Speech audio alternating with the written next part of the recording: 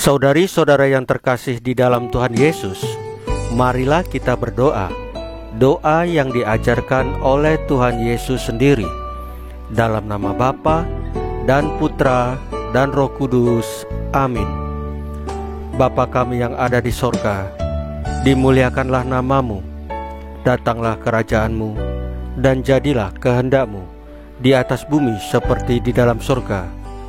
Berilah kami rejeki pada hari ini, dan ampunilah kesalahan kami, seperti kami pun mengampuni yang bersalah kepada kami. Dan janganlah masukkan kami ke dalam pencobaan, tetapi bebaskanlah kami dari yang jahat. Ya Roh Kudus, hadirlah saat ini untuk memimpin dan membimbing kami dalam membaca firman Tuhan Yesus, sehingga kami dapat mengerti maknanya dan dapat kami laksanakan dalam hidup kami sehari-hari di tengah masyarakat kami. Pembacaan Injil Lukas bab 7 ayat 24 sampai dengan ayat 30. Manfaat mendengarkan sabda Allah. Yesus berbicara kepada orang banyak tentang Yohanes. Untuk apakah kamu pergi ke padang gurun, melihat buluh yang digoyangkan angin kian kemari? Atau untuk apakah kamu pergi, melihat orang yang berpakaian halus? Orang yang berpakaian indah dan yang hidup mewah, tempatnya di istana raja. Jadi untuk apakah kamu pergi, melihat nabi? Benar, dan aku berkata kepadamu, bahkan lebih daripada nabi.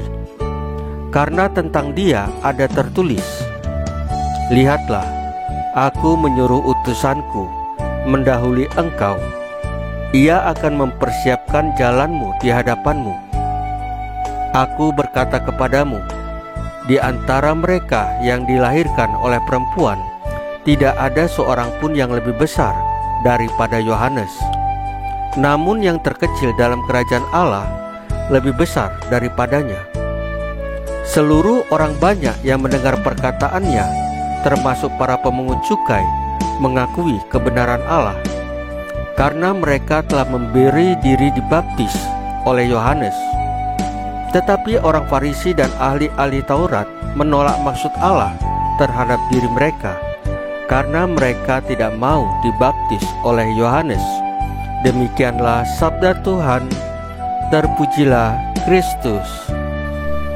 Saudari-saudara yang terkasih di dalam Tuhan Yesus, mengupayakan hal baik seperti mewujudkan keadilan dan berbicara soal kebenaran tidaklah mudah. Melalui media online, kita bisa melihat orang yang jujur, yang baik dan benar malah dibuli dan diserang habis-habisan. Herannya, atas nama agama, mereka kerap kali menyingkirkan orang benar. Apa yang terjadi dalam kehidupan kita persis sama seperti yang dialami oleh Yohanes Pembaptis sebagai nabi yang ditolak oleh orang-orang Farisi dan ahli-ahli Taurat atas nama agama. Yesus dengan keras memperingatkan orang-orang Farisi dan ahli-ahli Taurat bahwa orang berdosa dan pemungut cukai mengalami pertobatan ketika mereka berjumpa dengan Yohanes. Mereka kemudian minta dibaptis sebagai tanda pertobatan.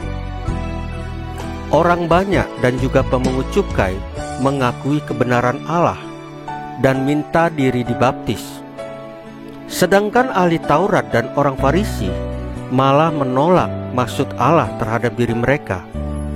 Artinya bahwa ahli Taurat dan orang-orang Farisi yang paham akan Allah, tahu akan kebenaran, malah menolak kebenaran itu sendiri. Mereka dengan sengaja memisahkan diri dari kehendak Allah demi kemapanan status keagamaan mereka. Tidak heran kalau mereka menolak kebenaran Yohanes maupun kebenaran dari Yesus sendiri.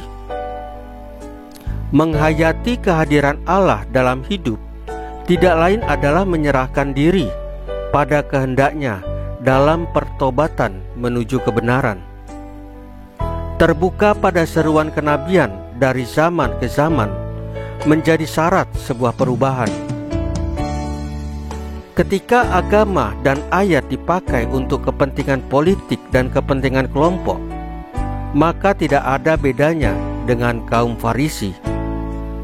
Saudari-saudara yang terkasih di dalam Tuhan Yesus, marilah kita berdoa. Ya Bapa yang Maha Baik, jagalah kami untuk senantiasa mendengarkan sabda Putra-Mu dalam membaca tanda-tanda zaman, sehingga kami diubah karena kehendak-Nya. Salam Maria, penuh rahmat, Tuhan sertamu. Terpujilah engkau di antara wanita, dan terpujilah buah tubuhmu Yesus. Santa Maria Bunda Allah, doakanlah kami yang berdosa ini, sekarang dan waktu kami mati. Ya Tuhan Yesus, tambahkanlah iman kami hanya kepadamu saja, karena Engkau adalah Tuhan dan Juru Selamat kami satu-satunya, tidak ada yang lain. Dalam nama Bapa dan Putra dan Roh Kudus. Amin. Saudari-saudara yang terkasih di dalam Tuhan Yesus, bacaan firman dan renungan hari ini sudah selesai. Tuhan Yesus memberkati kita semua.